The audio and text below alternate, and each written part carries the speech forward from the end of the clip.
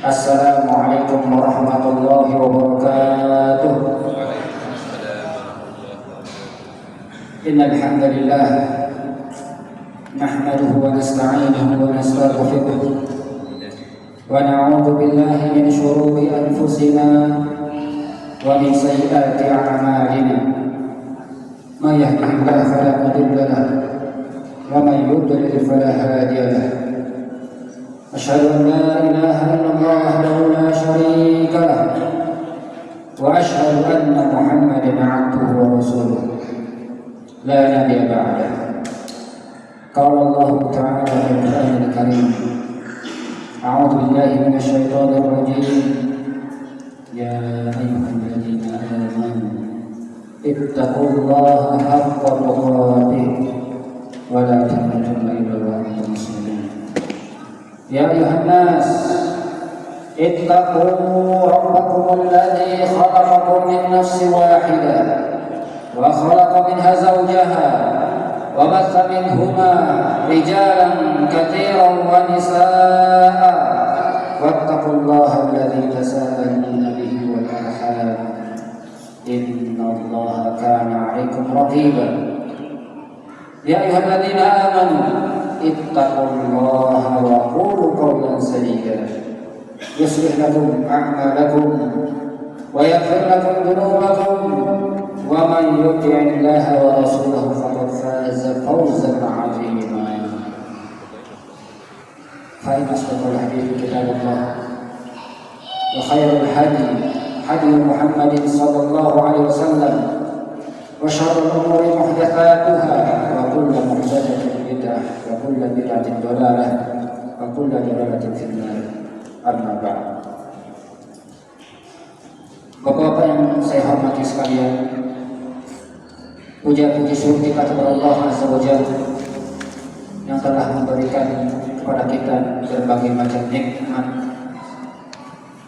sehingga kita dimudahkan oleh Allah untuk melangkahkan kaki kita dalam rangka menunaikan sholat maghrib berjamaah, kemudian dilanjutkan kajian rutin pekanan ya, alhamdulillah.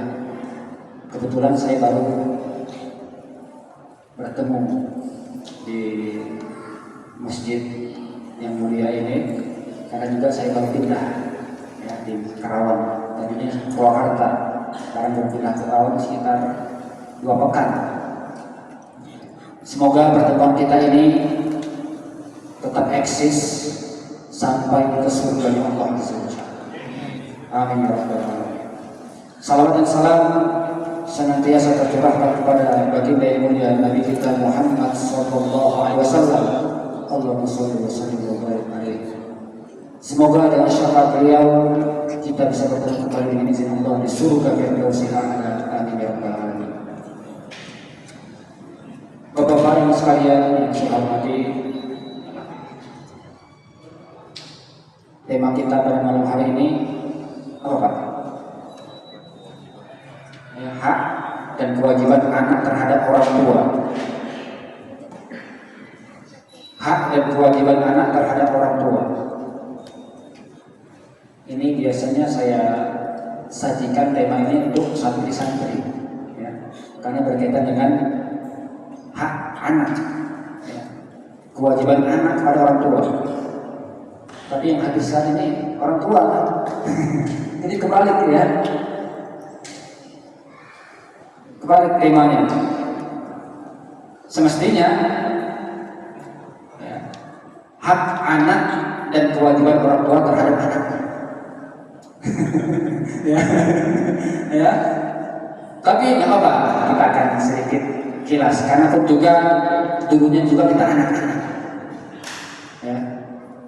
Bahkan saat ini juga kita ada kewajiban kita terhadap orang tua kita, walaupun sebagian orang tua kita ada yang sudah tiada. Seperti saya, alhamdulillah orang tua saya masih dengan ibu. Ya. Insya Allah kita akan bahas dengan izin Allah Azza wa Jalla di tema kita ini, apa saja sih kewajiban seorang anak terhadap orang tuanya. Gimana pun juga kita dulunya seorang anak, sekarang sudah menjadi seorang bapak bahkan kakek. Namun dengan berjalannya waktu, terkadang orang tua yang sudah lanjut usia itu seperti anak-anak sifatnya, kembali lagi pada anak-anak. Ya mungkin dulu ketika anak kecil belum tertuntaskan masa kecilnya, pengasuhan orang tuanya belum tertuntaskan, sehingga ketika sudah dewasa sikapnya seperti anak-anak. Terkadang banyak orang yang pintar, cerdas secara intelektual, tapi belum dewasa mentalnya. Sudah dewasa fisiknya, tapi belum dewasa mentalnya. Nah, di sini kita akan pelan-pelan kita akan bacakan ayat-ayat Al-Quran dari hadis Rasulullah SAW. Bagaimana sih metode Rasulullah SAW dalam mendidik anak para sahabatnya? Bahkan ada dari para sahabat sikapnya seperti anak-anak dididik oleh Rasulullah SAW. Maka dalam dunia pendidikan, ketika seorang pendidik salah mendidik anaknya, itu akan berdampak negatif kepada anaknya di masa akan datang. Hutang pengasuhan, jiwa batin anak tertekan, terlukai. Contoh, ada orang tua yang mempunyai ekspektasi anaknya ingin menjadi penghafal Al-Quran, hafiz Al-Quran. Wow, dibaca umur 2 tahun, 3 tahun dimasukkan free fund.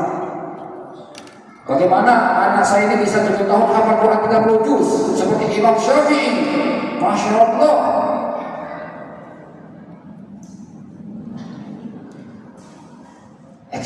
Ekspektasi terlalu tinggi tanpa memperhatikan struktur jiwa anak, itu akan melukai anak tersebut jiwanya. Bisa anak tersebut bisa menjadi penghafal Al-Quran, tapi belum tentu dia bisa mengamalkan Al-Quran tersebut. Kenapa? Karena metode pendidikan yang diberikan oleh orang tua kepada anaknya tidak sesuai dengan metode pendidikan Rasulullah SAW terhadap para sahabat. Kalau kita berbicara tentang pendidikan saat ini, pendidikan Indonesia itu kurikulumnya berganti dari kurikulum 13, kurikulum Merdeka, kemudian akan ganti lagi kurikulum apa namanya? Pas ya, baru-baru ini. Makanya, ya, deep learning apa tadi? Deep learning ya, bahasa Inggris. Ada pertanyaan di grup.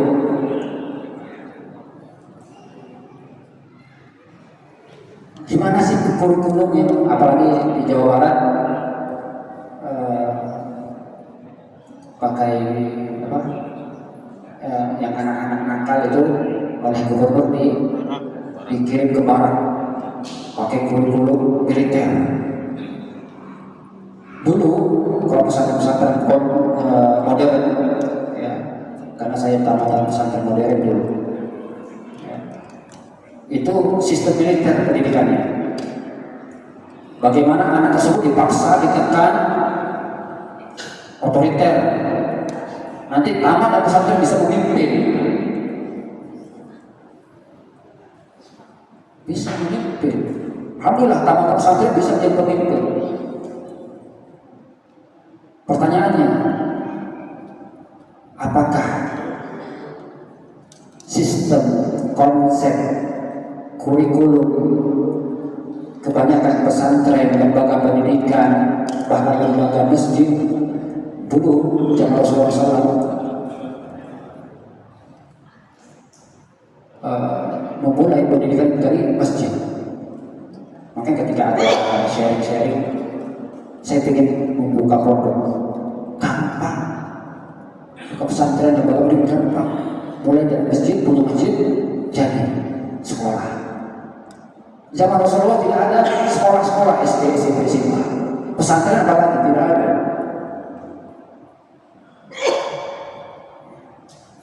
Ya. Karena sekolah itu dari kata sekolah bahasa Yunani ya, warisan kolonial Belanda. Zaman dulu orang-orang yang sekolah itu orang-orang bangsawan. Zaman Belanda dulu, walaupun saya belum lahir ya. Tapi baca sejarah, orang-orang miskin ya bisa sekolah. Jadi orang-orang bangsawan bisa sekolah. Tapi zaman Rasulullah tidak ada sekolah. Zaman Rasulullah tidak ada sekolah. Tapi Rasulullah alhamdulillah mampu mencetak generasi-generasi emas yang militan. Ketika Rasulullah mengumumkan jihad fisabilillah, berbondong-bondong untuk berdaftar.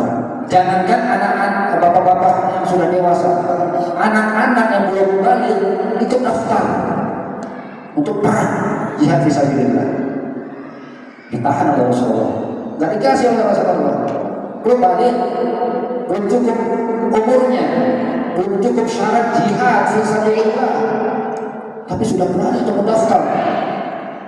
Masya Allah, itu generasi Rasulullah, sahabat. Nangis para sahabat, nggak dikasih izin oleh Rasulullah untuk berjihad fisabilillah. Nangis. Ada satu orang, ya Rasulullah, saya mempunyai keahlian menembak tepat dengan sasaran. Dicoba oleh Rasulullah, pas sasarannya. Bisa jadi pertama kali kebetulan. Coba lagi, tepat lagi, berkali-kali tepat. Punya bakat enak, diizinkan oleh Rasulullah. Itu generasi para sahabat hasil didikan Rasulullah SAW. Bukan hanya mendidik sebagai para sahabat yang beribadah kepada Allah, tapi menjadi khalifah di atas muka bumi. Karena tujuan manusia diciptakan oleh Allah Azza wa Jalla itu bukan hanya sekedar menjadi anak soleh, beribadah kepada Allah. Wa ma khalaqtul jinna wal insa illa liya'budun, bukan hanya itu. Kita mendidik anak kita bukan hanya sekedar anak soleh saja, tapi ada tujuan lain. Ketika Allah menciptakan manusia, apa firman Allah Azza wa Jalla? Wa idh qala rabbuka lil malaikati inni ja'ilun fil ardi khalifah. Ketika Allah Azza wa Jalla mengatakan kepada malaikat, wahai malaikat, aku akan menciptakan suatu makhluk di atas muka bumi ini sebagai khalifah. Itu Allah ingin menciptakan Nabi Adam alaihissalam. Tapi sebelum menciptakan Nabi Adam, ngomong dulu, ngobrol dulu, diskusi kepada malaikat. Dijawab oleh para malaikat, qalu ataj'alu fiha may yufsidu fiha wa yasfiku dima wa nahnu nusabbihu bihamdika wa nuqaddisu lak. Ya Allah, apakah Engkau ingin menciptakan suatu makhluk yang nantinya di atas muka bumi ini akan merusak tataran muka bumi, berperang, bunuh-bunuhan?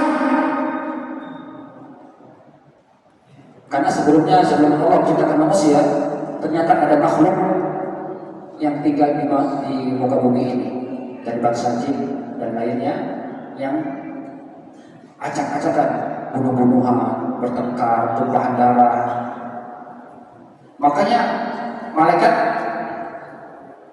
menjawab seperti itu. Kemudian dijawab oleh Allah Azza wa Jalla, inni a'lamu ma la ta'lamun. Sesungguhnya aku lebih tahu apa yang kau tidak ketahui. Sebagai khalifah Allah menciptakan. Alhamdulillah dengan izin Allah Azza wa Jalla, Allah menciptakan suatu makhluk Nabi Adam alaihissalam, manusia di atas muka bumi ini. Yang tadinya Allah tempatkan Nabi Adam di surga Allah, tapi diturunkan oleh Allah di atas muka bumi ini. Itu sudah takdir Allah Azza wa Jalla.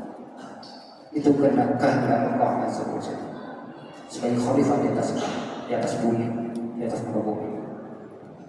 Jadi fungsi kedua manusia diciptakan oleh Allah Azza wa Jalla ada sebagai orang khalifah. Apa itu khalifah? Kebanyakan orang menerjemahkan pemimpin. Benar. Kalau kita lihat dari bahasa Arab, khalifah berkata khalifun. Khalifun apa itu? Belakang, ya kan? Khalifun. Bisa juga yang menggantikan. Khalifun. Khalifah yang menggantikan. Maksudnya apa? Yang bisa menggantikan makhluk sebelumnya yang memakmurkan muka bumi ini. Itu khalifah. Alhamdulillah izin Allah sampai saat ini muka bumi ini bisa makmur. Walaupun ada pertumpahan darah perang sekarang antara Iran dan Israel dibantu dengan Amerika, Rusia, Cina, Indonesia kemana? Ikut siapa nih? Ya. Kita tunggu hasilnya bagaimana ke depannya. Apakah kita perlu ikut perang atau cukup dengan mendalami ilmu agama? Karena perang jihad itu tidak mutlak fardu ain. Ada fardu ain, ada fardu kifayah. Bagi kita ya bukan fardu ain, ya, tapi fardu kifayah. Karena menuntut ilmu agama itu bukan tidak kalah lebih penting daripada berjihad fisabilillah. Sama. Ya. Kecuali Indonesia dijajah, diserang orang-orang kafir, ya, baru masuk kepada fardu ain. Kita wajib jihad. Kita diserang dong. Masa tinggal nunggu Bismillahirrahmanirrahim. Tidak, tapi wajib berjihad. Itu fardu ain kalau kita diserang. Tapi kalau kaum muslimin di negara lain diserang itu tidak masuk ke fardu ain. Ya. Ya, di sini kita akan membicarakan tentang hak dan kewajiban anak terhadap orang tua. Kira-kira apa Pak? Ini kita sudah jadi orang tua nih. Mungkin sudah ada yang punya cucu, ya. Alhamdulillah. Bapak yang sudah punya cucu yang paling usianya tinggi berapa kira-kira Pak? Umur 70 tahun ada Pak? Ada. Saya kasih apresiasi kepada Bapak orang tua kita yang sudah umurnya ada 70 tahun ada. Masya Allah. Ini Abah atau Abah? Abah mau Al-Quran atau Al-Quran? Tinggal pilih aja Abah. Masya Allah, alhamdulillah. Tinggal pilih aja Abah. Masya Allah, barakallahu fiik. Usia ada berapa Abah?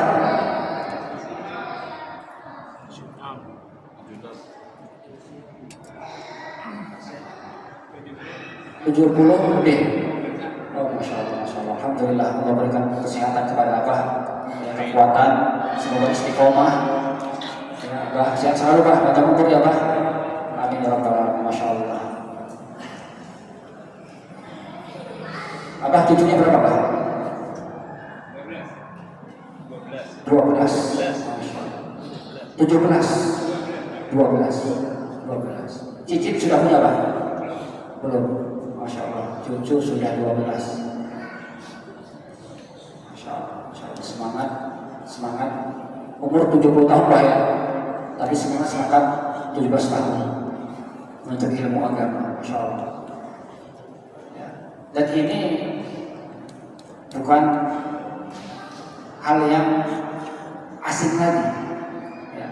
Di usia 70 tahun, 60 tahun, semangat belajarnya seperti mengalahi anak muda.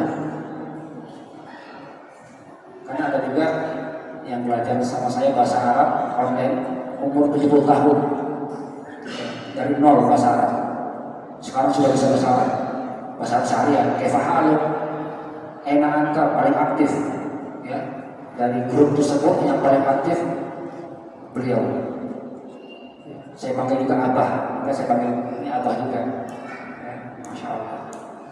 Jadi sejatinya ketika kita orang-orang muda, walaupun status kita sebagai guru pengajar, sejatinya kita belajar dari pengalaman-pengalaman bapak sekalian yang sudah berusia. Karena guru yang paling baik adalah pengalaman. Kita belum apa-apa yang muda-muda ini. Kebaikan kita tidak sebanding dengan yang sudah usia. Perjuangan mereka di bangsa penjajah Belanda apa sudah ada. Masya Allah. Kita masih hidup nyaman, lahir tenang. Walaupun ketika lahir sudah ada hutang, terhitung hutang, karena hutang negara masih banyak ya. Ya. Nggak apa-apa, yang penting bisa bahagia, senyum, ya, bisa makan enak. Karena kebahagiaan itu bukan terukur dari harta benda saja, ya, tapi kebahagiaan itu dengan sederhana juga bisa bahagia. Karena kebahagiaan itu letaknya di hati. Ya, kebahagiaan bisa diletakkan di hati. Itu bentuk keadilan Allah Azza wa Jalla memberikan kebahagiaan bagi hamba yang Allah kehendaki.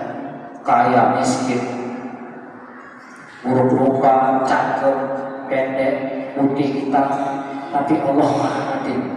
Berikan kebahagiaan di setiap hambanya yang Allah kehendaki. Tak miskin dia, banyak orang-orang yang tidak bahagia. Rumah di mana-mana, mobil mewah, jabatan tinggi, tapi belum tentu bahagia. Orang Jepang, di negara Jepang itu disediakan oleh pemerintah tempat khusus untuk orang yang bunuh diri. Yang bunuh diri orang-orang yang orang kaya, bukan orang miskin. Yang bunuh diri di sebelah situ adalah orang kaya. Kenapa mereka memilih bunuh diri? Karena kurang bahagia di dunia dan menganggap kematian adalah solusi dari permasalahan dunia. Mati, selesai urusan. Itu mindset mereka. Orang kafir ya. Kalau kita tidak, setelah kematian ternyata masih panjang perjalanan kita menuju surganya Allah Azza wa Jalla.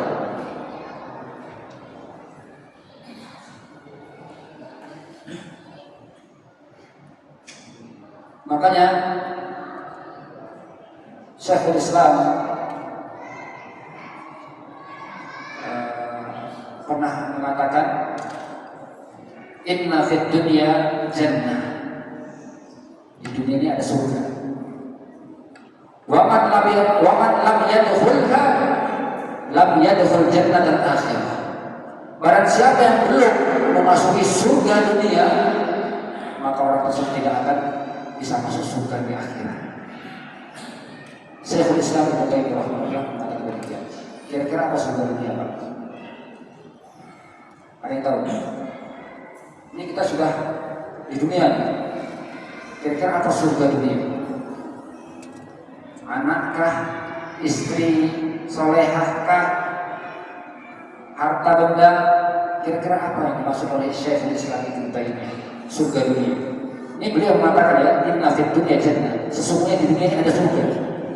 Wa man lam yadkhulha lam yadkhul jannatal akhirah. Barang siapa yang belum memasuki surga dunia, maka dia tidak akan bisa masuk surga akhirat. Kira-kira apa Pak surga dunia? Diskotik. Bukan. Ya. Islam. Ya? Islam. Hidayah Islam, insyaallah. Barakallahu fiik. Apa lagi? Kira-kira apa? Taatan beribadah kepada Allah Azza wa Jalla. Nah, dalilnya Al-Quran dan Hadis. Ternyata surga dunia adalah kebahagiaan seorang hamba yang didapatkan di dunia dengan mendekatkan diri kepada Allah Azza wa Jalla.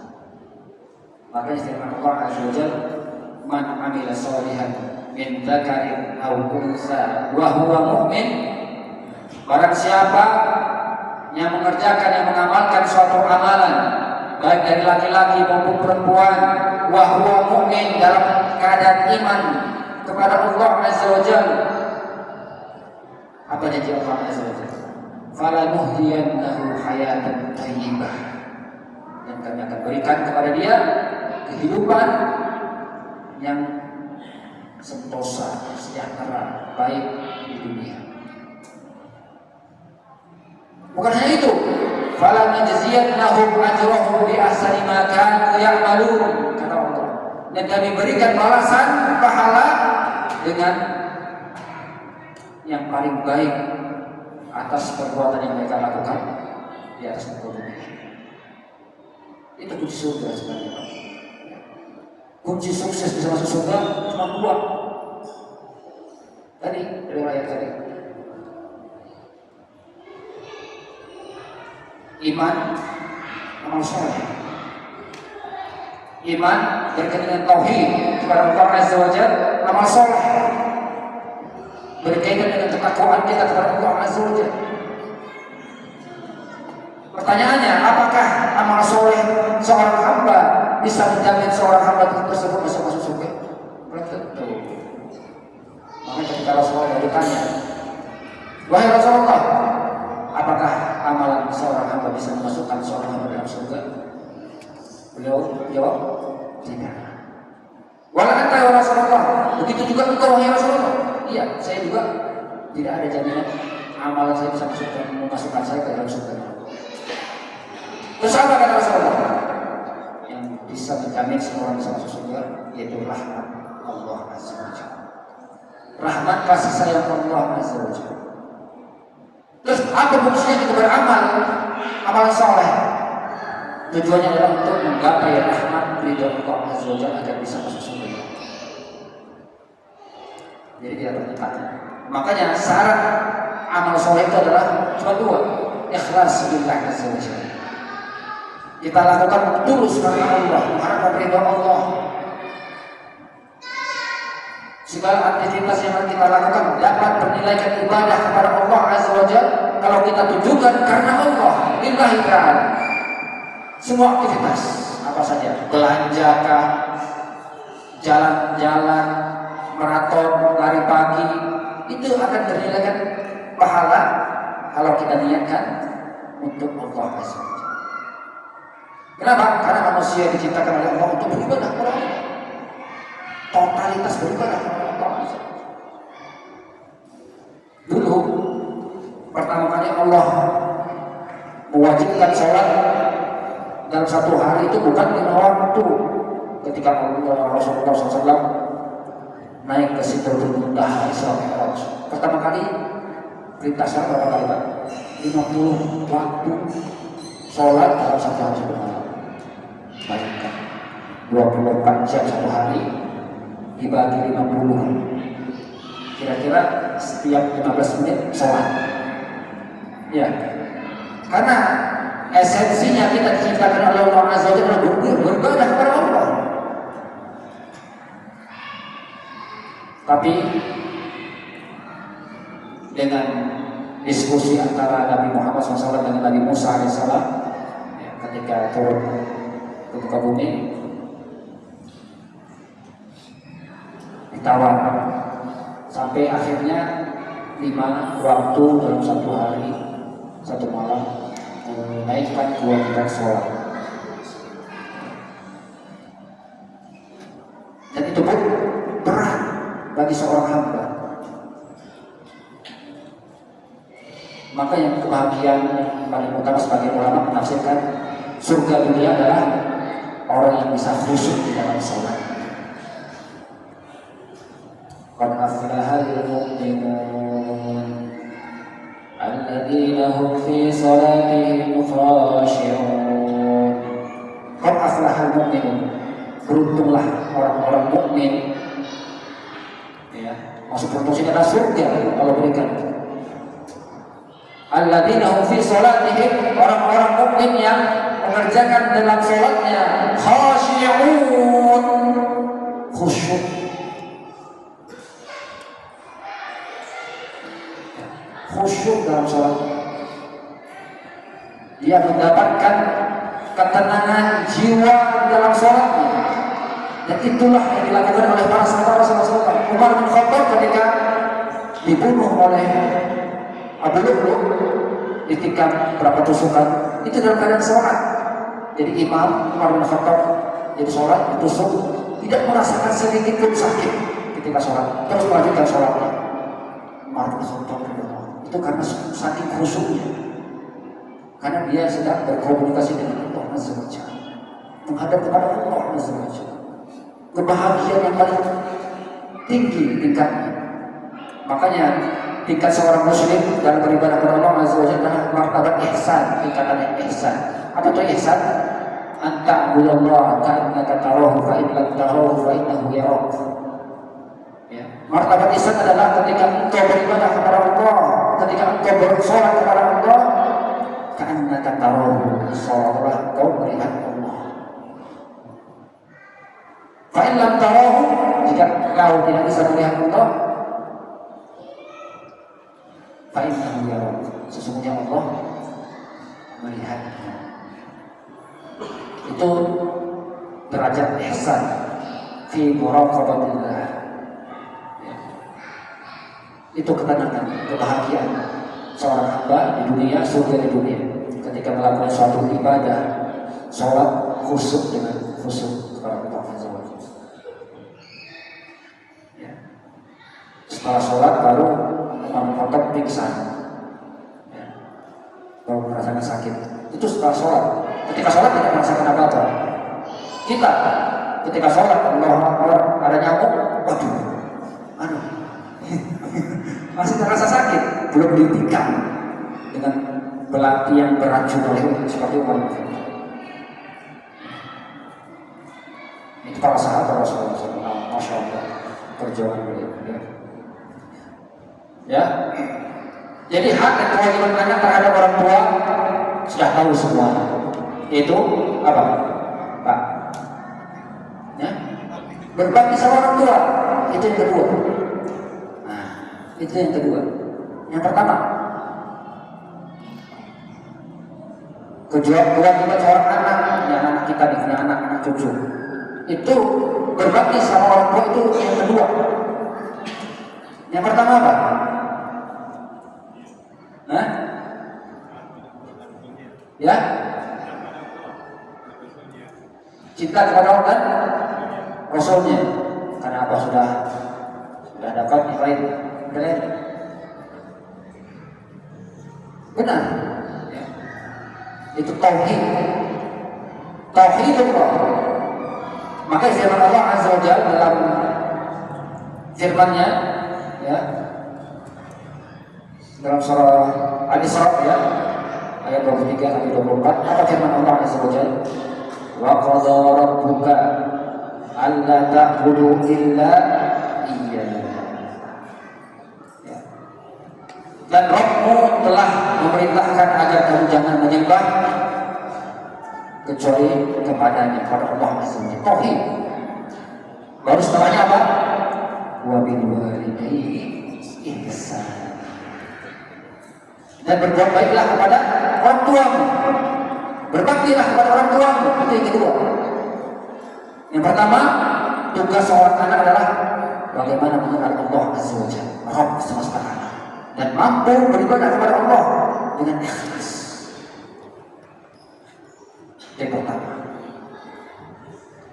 Maka bagi orang tua, tadi kajian ibu-ibu, ya, pendidikan pertama yang harus dilakukan oleh orang tua adalah menanamkan karakter iman di dalam jiwa anak, yaitu bagaimana memahamkan anak tentang akidah yang sahih, mengenal Allah dan Rasulnya, mencintai Allah dan Rasulnya lebih mencintai yang lainnya, bahkan lebih mencintai orang tuanya, bahkan dirinya sendiri. Itu akidah tauhid. Maka seperti saya sebut tadi, ibu-ibu, karena kajian ibu-ibu, ya, kebanyakan ibu-ibu, seorang istri itu menuhankan suaminya, mencintai suaminya lebih mencintai daripada segalanya, yang menganggap suaminya adalah yang dapat memberikan rezeki adalah suaminya, yang melindungi dirinya adalah suaminya, yang memberikan ketenangan adalah suaminya. Itu bisa masuk kepada kesyirikan.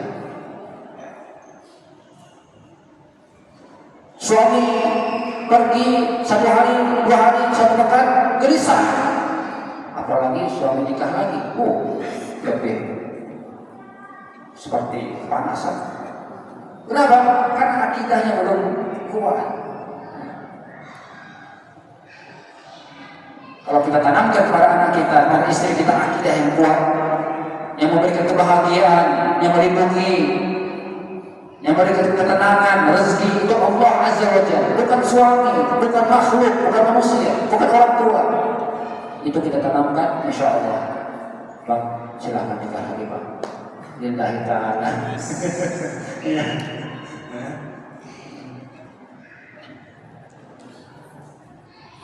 Saya nggak mengajarkan ya, tapi cuma cerita saja. Barakallahu fiik. Ya, jadi kalau kita lihat bagaimana berbakti kepada orang tua, itu kedudukan yang sangat mulia. Bahkan perintah birrul walidain setelah diperintah tauhid, dan kedudukan paling mulia di sisi Allah Azza wa Jalla. Bahkan lebih utama daripada jihad fisabilillah. Berbakti sama orang tua lebih utama daripada jihad fisabilillah. Maka ketika ada seseorang yang ingin berjihad menghadapi Rasulullah SAW, ya Rasulullah, saya ingin berjihad fisabilillah, ikut jihad perang bersamamu ya Rasulullah. Ditanya oleh Rasulullah, ahayyun walidak, ahayyun walidak, apakah orang tua masih hidup? Na'am, kata beliau. Qafihi ma fajahid, maka kembalilah kepada orang tua, maka berjihadlah dengan berbakti sama orang tua. Ternyata berbakti sama orang tua tidak kalah dengan berjihad fisabilillah. Ya, insyaallah. Dan ganjaran berbakti sama orang tua itu cash diberikan oleh Allah di dunia, bahkan di akhirat juga. Jangankan orang muslim, orang mukmin yang berbakti sama orang tua, orang kafir pun itu Allah berikan cash ganjarannya ketika dia berbakti sama orang tua. Atau kenal dengan Fir'aun? Pak Dirman kenal Fir'aun? Hah? Kenal di mana? Fir'aun itu makhluk yang paling durjana, yang berani mengaku dirinya Tuhan. Fir'aun. Tapi kalau kita lihat di riwayat Israiliyah, beliau itu berbakti sama orang tuanya. Dan selama hidupnya Fir'aun tidak pernah mengalami sakit. Dan Allah berikan anugerah dunia, kerajaan, harta pada Fir'aun. Berbakti sama orang tuanya. Tapi di akhir karena tidak bertauhid kepada Allah Azza wa Jalla, saran pertama tidak bertauhid kepada Allah Azza wa Jalla, kekal di neraka. Tapi Allah berikan ganjaran cash di akhir di dunia karena berbakti sama orang tua. Kerajaan yang mewah, tidak pernah sakit seumur hidup karena berbakti sama orang tuanya. Apalagi kita seorang muslim, orang beriman kepada Allah Azza wa Jalla, ketika berbakti sama orang tua, lihat kisah Uwais Al-Qarni sebagai tauladan, contoh inspiratif kita. Uwais Al-Qarni bukan para sahabat, bukan generasi sahabat, tapi tabi'in terbaik. Apa perintah Rasulullah kepada sahabat Umar bin Khattab? Agar meminta doa kepada Uwais Al-Qarni. Kalau kita lihat sebagai generasi adalah para sahabat, Umar bin Khattab setelah Abu Bakar As-Siddiq. Tapi Rasulullah memerintahkan Umar bin Khattab dan sahabat lainnya untuk meminta doa kepada Uwais Al-Qarni. Kenapa? Doanya mustajab karena berbakti sama orang tua. Uwais Al-Qarni. Itu kisah inspiratif dari Uwais Al-Qarni yang beriman kepada Allah Azza wa Jalla. Kalau tadi Fir'aun tidak beriman kepada Allah, tidak bertauhid kepada Allah, tapi berbakti sama orang tua. Tapi Allah berikan ganjaran di dunia juga. Ya. Kenapa? Karena berbakti sama orang tua itulah pintu surga. Ya.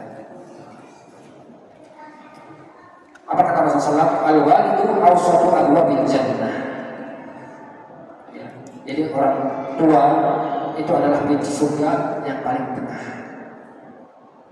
Fa in syi'ta fa'adi dzalika al-baba au ihfad.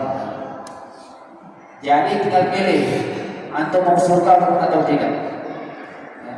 Kalau ingin surga, berbaktilah sama orang tua. Kalau tidak, abaikanlah orang tua. Jadi surga sudah azan ya? Menit lagi. Insyaallah. Pembahasannya panjang ya. Tapi insyaallah di waktu insyaallah taala. Yang pintu surga dengan berbakti sama orang tua. Kemudian birrul walidain adalah salah satu cara bertawasul kepada Allah Azza wa Jalla. Seperti yang diceritakan oleh Rasulullah SAW, ada 3 orang yang terkurung dengan gua, dan salah satunya adalah bertawasul dengan amalan solehnya yang berbakti sama orang tua. Allah membukakan pintu gua tersebut. Mustajab bertawasul dengan berbakti sama orang tua. Makanya hani'an berbahagialah, berbanggalah bagi kita yang masih mempunyai orang tua. Jangan pernah lupakan orang tua, jangan pernah bosan meminta doa orang tua. Saya sampai saat ini bisa sampai di sini. Alhamdulillah dengan izin Allah, karena karunia dari Allah, dan sampai saat ini saya minta selalu doa kepada orang tua. Ketika saya mempunyai masalah, saya minta kepada Allah Azza wa Jalla, minta doa orang tua. Alhamdulillah Allah mudahkan pecahkan solusi masalah. Masalah yang terberat sekalipun, kalau orang tua kita memohon kepada Allah Azza wa Jalla, insyaallah Allah akan berikan kemudahan yang bermanfaat. Kalau bapak yang sudah tiada lagi orang tua, tidak ada, tapi ada cara bisa berbakti sama orang tua. Tidak harus mesti orang tua masih hidup di dunia kita bisa berbakti sama orang tua. Orang tua kita sudah meninggal pun kita masih bisa berbakti sama orang tua. Dengan cara apa? Berdoa, memohonkan ampun kepada Allah Azza wa Jalla atas orang tuanya, bersilaturahim terhadap kerabat-kerabat yang sering dilakukan oleh orang tuanya, bersedekah untuk orang tuanya, buat masjid atas nama orang tuanya, buat pesantren atas nama orang tuanya. Itu orang-orang Arab seperti itu. Ya. Kalau di Arab kan tanah mahal, kebanyakan mereka ya udah cari orang Indonesia ini buat masjid atas nama orang tuanya. Paling harga masjid di Indonesia itu seharga 2 petak tanah di sana. Mudah bagi mereka, makanya tidak heran bantuan masjid itu dari Arab-Arab sana. Dan kebanyakan nama yang disematkan di masjid tersebut adalah nama orang tuanya. Itu salah satu bentuk bakti kita kepada orang tua. Birrul walidain, masya Allah. Tapi ada beberapa adab yang baik dan akhlak yang mulia yang harus dilakukan oleh seorang anak kepada orang tua. Yang pertama, ya tadi seperti firman Allah Azza wa Jalla, ya, dilanjutkan surah Isra, yaitu dengan berkata-kata dengan sopan dan penuh kelembutan, dan jauhi perkataan yang menyakiti hati mereka. Kayak firman Allah, "Faqad rabbuka alla ta'budu illa iyyahu wa bil walidayni ihsana imma yablughanna indaka al-kibara ahaduhuma aw kilahuma fala taqul lahuma." Janganlah sekali-sekali kamu mengatakan kepada orang tuamu bantahan atau kalimat sekalipun, itu dilarang oleh Allah. Diperintahkan orang tua, berikan ini di warung depan, itu untuk ta'assuf, tadi bantah. Ya. Wala tanharhuma, dan jangan sekali-sekali membentak orang tua dengan mengangkat suara kepada orang tua. Alhamdulillah, itu sakit hati. Kita sebagai orang bapak, kalau ada anak kita yang berani membentak, sakit sekali. Apalagi yang viral video seorang anak memukuli orang tuanya ibunya dan langsung disaksikan oleh Gubernur Jawa Barat ya. Insyaallah. Lihat ya videonya ya. Oh, kalau saya lihat videonya tuh sedih ya. Nah, laki-laki yang memukuli orang tuanya sampai di lonsek atau apa buka. Itu kenapa? Karena metode pendidikan yang diberikan, yang disajikan kepada anak itu salah.